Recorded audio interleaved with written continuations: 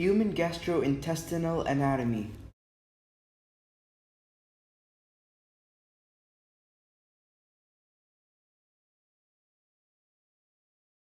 By Mustafa 9A.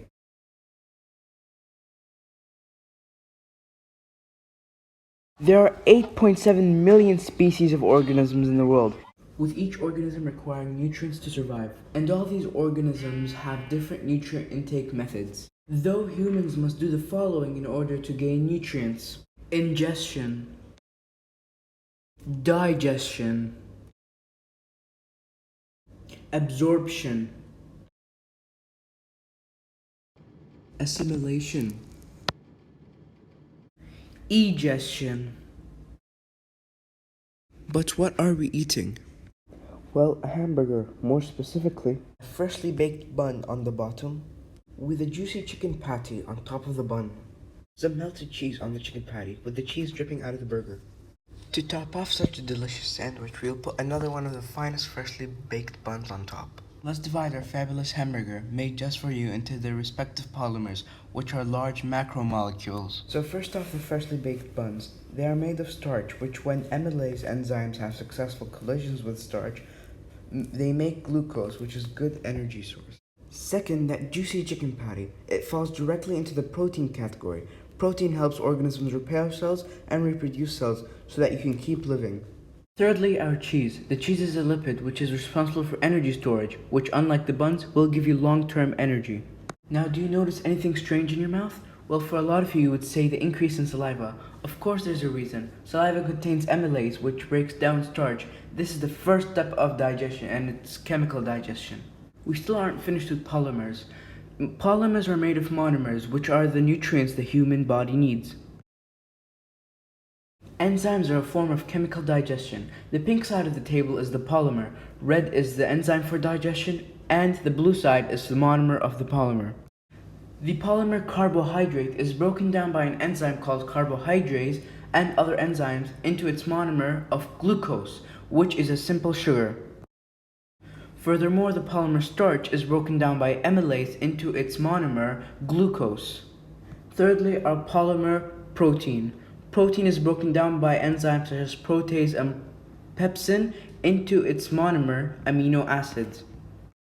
Our fourth major polymer is lipid. Lipid is broken down by lipase, and the monomers are 3 fatty acids and 1 glycerol. Fun fact, most enzyme names end with ase, like lipase. However, there are a few exceptions, like pepsin. It may sound confusing, so let me give you a visual approach on how a polymer even looks like. This is a polymer. Furthermore, the green squares are the monomers which make them up.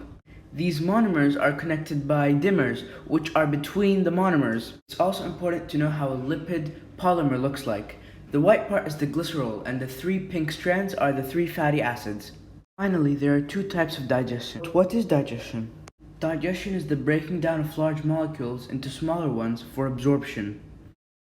Now back to the 2 types of digestion. First, chemical digestion. 2 forms of chemical digestion. One involved with chemicals such as hydrochloric acid or digestive juices in the stomach, and the other form of chemical digestion is enzymes. Enzymes work in the following. This pink object here is our enzyme, while the green object is the substrate, which is our polymer. The successful collision between the enzyme active site and the substrate is called the enzyme-substrate complex. The final result is the products broken down by the enzyme, which is our monomers. Now on to mechanical digestion. It is just breaking down food into smaller pieces for chemical digestion to occur at a faster rate, as more substrates will be exposed. So now that we have all the background information, let us actually begin with the journey of a cheeseburger in a human body. The first step in the journey is food entering the mouth. Canine teeth need to tear a small chunk of this cheeseburger to be able to enter the mouth. Our teeth do the first digestion in the gastrointestinal system, and it is a mechanical digestion. There are 4 types of teeth, each with unique rules for mechanical digestion. Note, the upper jaw and the bottom jaw are mirrors of each other. First, we have the incisors, 8 of them in total. They are located at the front of your jaws and are responsible for chopping fruits and vegetables. Secondly, we have the canines. Canines are responsible for tearing, such as tearing our cheeseburger. Thirdly, we have our premolars, 8 of them. These are responsible for chewing our food. Finally, we have our molars. Like the premolars, they are responsible for chewing. However, they are much stronger than the premolars. When all this food is being broken down mechanically, salivary amylase enzymes, which do chemical digestion, mix with the broken down food and convert a lot of the starch from the buns into glucose. When the food is being broken down mechanically, more of the salivary amylase can reach more starch, increasing the rate of reaction, which directly increases the rate of digestion. It is well known that the oral and nasal cavities are connected, so to avoid food going into the lungs, the epiglottis makes sure food doesn't enter the air pipe, blue color in this diagram. But first, the tongue forms a bolus, gray color in this diagram, which is then pushed into the pharynx. Then, when the epiglottis, purple color in this diagram, is touched by the bolus, it extends to cover the air pipe, routing the bolus away into the esophagus, green color in this diagram, which will then lead to the stomach. After the bolus enters the esophagus, it simply doesn't just fall down into the stomach. Wave-like motions in the esophagus called peristalsis force the bolus down the esophagus. Without this involuntary action, the bolus would simply get stuck in the esophagus and not come down. Now that the hamburger bolus has gone through the esophagus, it must pass through the lower esophageal sphincter before entering the stomach. The sphincter blocks hydrochloric acid from corroding the esophagus. Fun fact, the stomach can hold 2 to 4 liters of food at any point, and at the minimum, that is equivalent to 2 large soda bottles. The stomach is part of the digestion process and uses both mechanical and chemical digestion to break down the bolus that just entered from the esophagus. The stomach uses wave movements called churning. This moves the bolus around the stomach and further mechanically digests the food, turning the bolus into churn. Here we begin our chemical digestion in the stomach, which is the process of hydrolysis. What is hydrolysis? It is the process where chemicals and enzymes are released into the stomach cavity to further chemically digest the churn. How is hydrolysis triggered? Well, when G cells that line the stomach detect churning, they begin to secrete peptide hormones that activate 3 other major cell types in the stomach that also release more chemicals and enzymes. But first, where are these 4 major cells located? The answer is in the gastric pits located around the stomach walls. You may have thought that the stomach was just a bean, but like the mitochondria with its cristae, the stomach has evolved to have these gastric pits all around the stomach, so that there could be more cells for chemical digestion because of the increase in surface area, meaning more successful collisions which increase the rate of digestion. There's an enzyme called pepsinogen, and like the 3 other enzymes I talked about at the start, they'll be released from chief cells in the stomach, except pepsinogen hasn't fully been activated into its enzyme pepsin. For this to happen, we must look at parietal cells. Note in biology, anything that has gen at the end, such as pepsinogen, suggests that this substance has not been activated and needs a material to activate. Now for parietal cells. Once the G cell sends hormones and the parietal cells detect it, they begin to release hydrochloric acid, which has 3 main functions. The first function is to kill off any bacteria. The pH of the hydrochloric acid can range from 3.5 all the way to 1. This would kill most bacteria, although there are a few exceptions. The second function of hydrochloric acid is for chemical digestion. With such low pH, the acid can break up the churn even more, making it easier for enzymes to have more successful collisions with substrates. Thirdly, hydrochloric acid is the chemical needed for activating pepsinogen into pepsin, which is a major enzyme responsible for breaking down proteins in the stomach. With such high pH, the hydrochloric acid would simply melt through all the stomach cells. This condition is called gastric ulcers. However, most of us do not have this condition. This is because of 1 cell in our gastric pits. This 4th major cell in the stomach is called mucus cells, which release mucin. Mucin is like a cover for all the other cells. It prevents corrosion and degradation from the high pH hydrochloric acid. Without this important cell, our bodies would eat itself out. Remember, all the chemicals and enzymes that were mentioned here are part of chemical digestion. All these substances, including the digested food, hydrochloric acid, and digestive juices, are now a mixture, and is called chyme. Thanks to the large stomach size, the food sits around until the time is appropriate for it to release into the small intestines. The chyme here is purple color for visual representation. though the real color would be a form of yellow-greenish color. From the colorless hydrochloric acid which reacts with chlorine from our water and salt iron to have a green-yellow color. Another sphincter in the stomach, called the pyloric sphincter, blue color in diagram, involuntarily blocks the acid chyme from going forward to prevent corrosion, and opens for releasing the chyme into the next stage. When chyme is released from the stomach into the small intestines, it will further digest the chyme with enzymes and chemicals only found in this part of the body. Our first part of the small intestines is called the duodenum and is the part where all the chemicals are released from other parts of the digestive processes, which are from the pancreas, liver, and gallbladder. The liver, gallbladder, and pancreas will secrete chemicals and enzymes at the same time. I haven't talked about nucleic acid because they are genetic information found in all biotic sources, used for genetic repairs in cells. In the previous steps, they couldn't be mechanically or chemically broken down. But now in the small intestines, we are introduced to more powerful chemical digestion methods which can digest the nucleic acids. Most importantly though, we must understand the characteristics of the intestines, and these characteristics are the same for all three stages of the small intestines. First, the shape. The small intestines are made of many curves and folds, which increases the surface area at which where the process of absorption can happen more efficiently with more surface area for absorption. The small intestines also have brush borders. These are responsible for releasing chemicals which activate unactivated enzymes for even more chemical digestion. Now let's expand the small intestines and have a closer look. You may think that we will look at just a straight wall, but no, we see more curves called villi, plural. The villi increases the surface area even more for more absorption and more brush borders. First you have the mucosa, which is responsible for absorption. Then you have the submucosa. It is primarily there for supporting the functions of the mucosa and beneficial for the assimilation process. Finally, we have the muscularis, which contracts and causes peristalsis to keep chyme moving throughout the intestines. Also, the singular form of villi is villus, and they contain veins, arteries, and lymphatic ducts for assimilation. Zooming in even further into the villus, you will notice small hair-like structures. These are called microvilli and also absorb and contain brush borders. This small microvilli increases the surface area of the small intestines even more, adding on to its efficiency.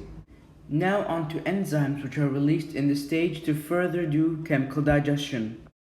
There are many enzymes in the body which break down proteins, and the pancreas releases two major types of protein-breaking enzymes that are both form of protease. The two protease enzymes are trypsinogen and chymotrypsinogen, which have yet to be activated. So enteropeptidase activates both these enzymes into trypsin and chymotrypsin. The enteropeptidase enzyme is released from brush borders in the small intestines, which activate these two enzymes. The pancreas also releases enzymes to chemically break down carbohydrates, releasing carbohydrates to break down carbohydrates into glucose. One form of carbohydrates is lactase, which digests sugars and dairy products. Fun fact, when the pancreas doesn't produce enough lactase, the body develops lactose intolerance as the lactose sugars in the dairy can't be digested.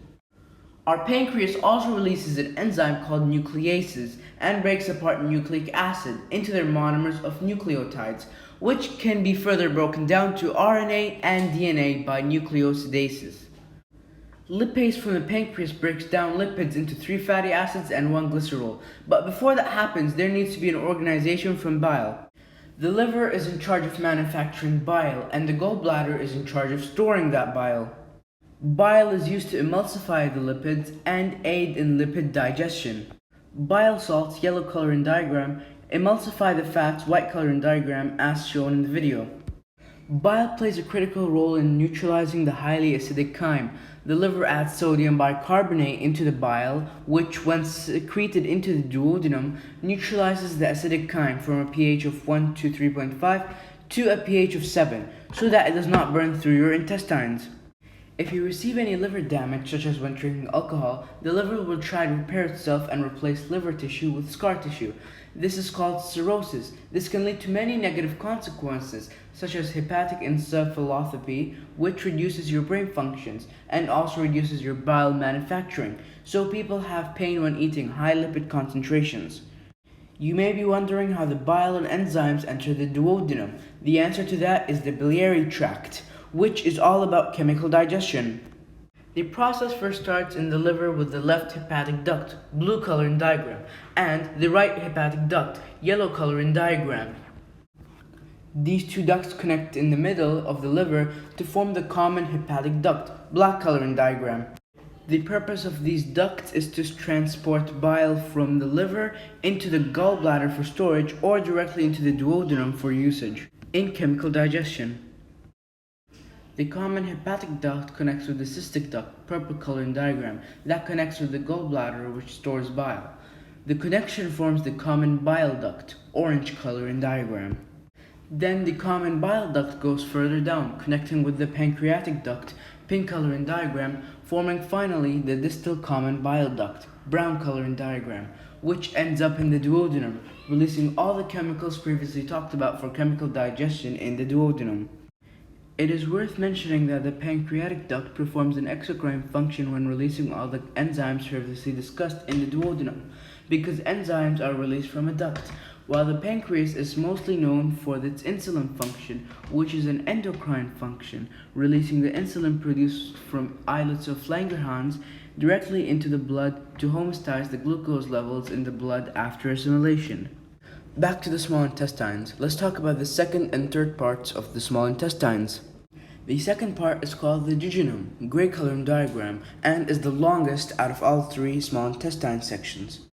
The third part is called the ileum, red color in diagram. All three parts of the small intestines are responsible for chemical digestions by releasing enzymes from brush borders and are responsible for mechanical digestion by peristalsis movements, which also move the chyme and further break down the chyme into smaller chunks. You may be wondering what the difference is between the three parts. The duodenum has a thicker muscular skin to prevent corrosion from the highly acidic chyme before it's neutralized. The second part, duodenum, does the most absorption of our monomers that I previously talked about and is the longest part, while the third part, ileum, does the absorption of important vitamins like vitamin B12. Now back to our monomers so I can explain how absorption happens and how absorbed nutrients get distributed in the human body, which is the process of assimilation. Our amino acids, DNA, and RNA transport in the same method. They are forced into an intestinal cell with a little bit of energy, ATP, and forced into a blood vessel, where these nutrients find their way into places where they are needed. This is called primary active transportation, and is the process of assimilation. The glucose and glycerol take a similar path, but with sodium, where sodium forces the monomers in and diffuses out, making the monomers also leave the cells with them. The energy source here is the sodium, with the process called secondary active transportation, and being a part of assimilation, where the monomers will enter blood vessels and transport across the body wherever needed. The three fatty acids transport in a completely different way. They enter the intestinal cells and organize into chylomicrons, which are too big to enter the blood system. Instead, they enter lymphatic ducts. Remember them? They are used to chemically digest their chylomicrons to smaller parts, which will then be sent to blood vessels for distribution in the body, which is assimilation. Notice how the fats are sent to the blood vessels, which lead to the heart. This is bad because remember, there's a type of fat called saturated fats, which have unhealthy consequences if ingested, which include fat buildup in the heart that can lead to heart disease, increasing the chance of heart attacks. The chyme moves through the three stages of the intestines with peristalsis movements, with any beneficial nutrients absorbed and sent throughout the body, process of assimilation. The chyme exits the small intestines through the ileocecal valve, dark blue color in diagram, which is another sphincter. The chyme must now enter the colon, mostly known as the large intestines. The colon is divided into 5 sections. First, the cecum, white color in diagram. Secondly, the ascending colon, orange color in diagram. Thirdly, the transverse colon, purple color in diagram. Fourthly, the descending colon, lime color in diagram. Finally, the sigmoid colon, yellow color in diagram. The different names just specify the direction the chyme will go to, with the chyme moving due to peristalsis movements, and the shape of the colon is like this for extra surface area for absorption. And these curves around the colon are called colon polys and increase the surface area even more for more efficiency. You may have noticed the small tail-like structure on the colon.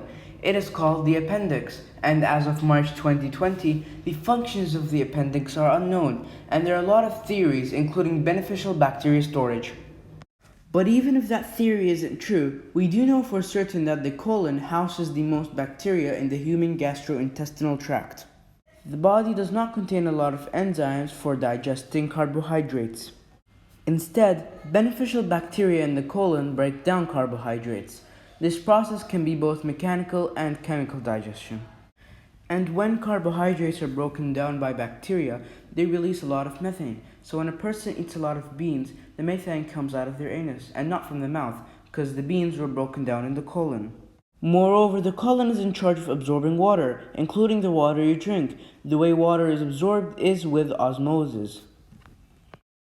Furthermore, the colon also absorbs inorganic ions, such as salts.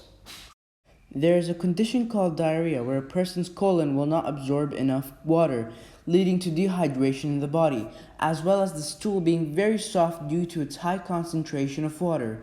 An example of a bacteria which gives people diarrhea is cholera. The opposite can happen too, where too much water is absorbed. This can cause constipation. Though the main function of the colon is to absorb water, it also can absorb nutrients, such as the carbohydrates that were broken down by our bacteria. Now, the chyme has moved through the colon by muscular contractions called peristalsis, which furthermore mechanically digest the chyme to smaller chunks for absorption to happen at a more efficient rate. The chyme goes into the sigmoid colon and into the rectum. The chyme is now referred to as stool. The rectum has a very important role, stool storage. If the rectum gets filled, then the colon can back up, and the consequences can be toxins in the body and constipation. Now we are at the end. We have reached the anus, which is part of the egestion process. People mix up the elimination of undigested food by the anus as excretion. However, excretion is releasing body-made wastes, and the hamburger you ingested wasn't made by the body, so when eliminating it, it counts as egestion. The anus has two sphincters. The first sphincter is the internal anal sphincter and is composed of smooth muscle under involuntary control, blue color in diagram. The second sphincter is the external anal sphincter, composed of skeletal muscle, a voluntary muscle which wraps around the internal anal sphincter, purple color in diagram. Once the time is appropriate, such as going to a toilet, the person can relax the external anal sphincter, with the internal anal sphincter opening up as a result, to aid the external anal sphincter. This will eliminate the waste from the body as it exits the human gastrointestinal system. Remember, all citations are on the script document on ManageBack. But before I end the video, let me give you a quick summary. Mechanical digestion occurs in the mouth, esophagus, stomach, small intestines, and colon. Chemical digestion occurs in the mouth, stomach, small intestines, liver, gallbladder, pancreas, and colon. Just like the hamburger's journey in the gastrointestinal system has ended, this video must end as well. Goodbye.